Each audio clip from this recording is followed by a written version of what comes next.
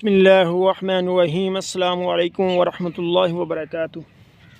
नाज़रीन, are knowledge official में खुश आमदीद। आपका मेज़बान रऊफ़ अहमद एक नए प्रोग्राम के साथ हाज़िर है, जिसमें हम बात करेंगे इंटरक्रॉपिंग के बुनियादी असूल।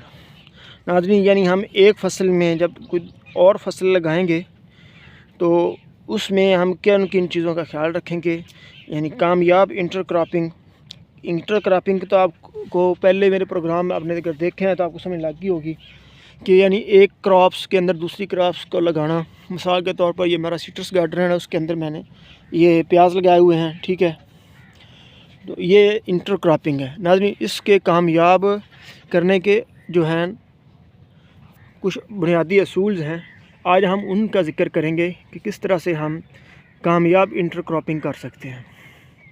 नाज़रीन, इसमें सबसे जो पहला और अहम रूल है वो है कि नाज़रीन हम ऐसी फसल का इंटरक्रॉपिंग करेंगे कि जो हमारी मेन क्रॉप्स है उसको नुकसान ना दे। मिसाल के तौर पर नाज़रीन, ये मेरा सिट्रस गार्डन है, ठीक है।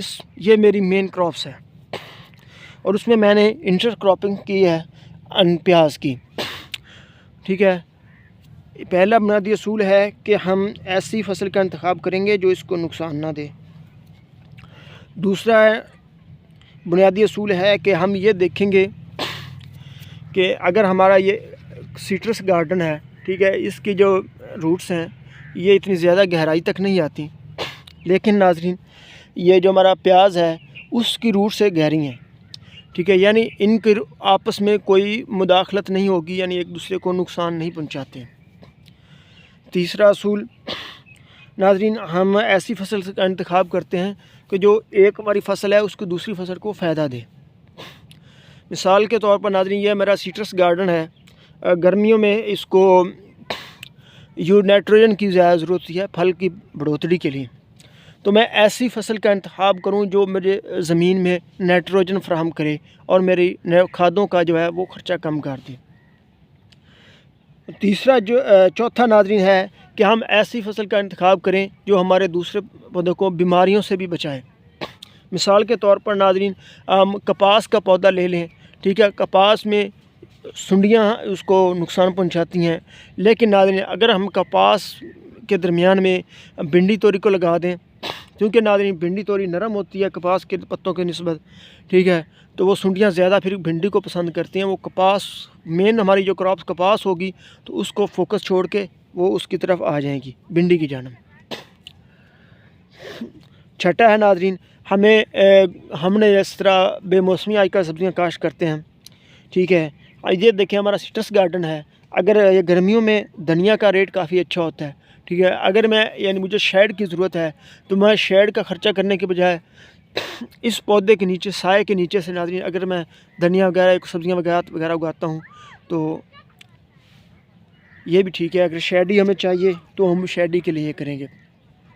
और सातवां और सबसे अहम रूल वो है ये नाज़रीन कि हम कोई भी ऐसी फसल नहीं इंतखाब नहीं करेंगे जो हमारी दूसरी फसल को नुकसान दे। मिसाल के तौर पर हमारे पौधों को धूप और हवा के मुनासिब ज़रूरत है ताकि हमारे पौधे या सिट्रस से मेरा गार्डन है ये खुराक अपनी पैदा करें। लेकिन नाज़रीन हम इसमें एक ऐसी फसल का इंतखाब करेंगे कि जो इसके धूप और ख्याल रखें। मिसाल के तौर पर हम इसमें भिंडी नहीं लगाएंगे ताकि उसके तने बड़े हो जाते हैं और वो हवा को रुकावट बनेगी और धूप इसकी रोकेगी, ठीक है। इसलिए हम यहाँ पे छोटी कद वाले पौधे लगाएंगे। इसी तरह हम इंटरक्रॉप करते हैं मकई में या गन्ने में, तो ये नहीं है कि हम बड़ी फसल कद वाली फसल लगाएं, बल्कि मकई से हम सोयाबीन, हालियो और ये जो मूंग है इसका कद छोटा है, फलीदार है, नाइट्रोजन फराहम करता है, ठीक है। इसी तरह से हम ये 2-3 चीज़ों अपने फ़वाइद जो हैं वो मद्देनज़र रखते करेंगे। इसी तरह हम ये सिट्रस गार्डन है, इसमें जो फसलें उगाएंगे वो ज़्यादा लंबे कद वाली नहीं उगाएंगे और ना ही बेलदार उगाएंगे ताकि हमारे पौधों को नुकसान न दे। इसके साथ हमारा प्रोग्राम इख्तिताम को पहुँचा। अपनी दुआ में रखिएगा। पाकिस्तान जिंदाबाद।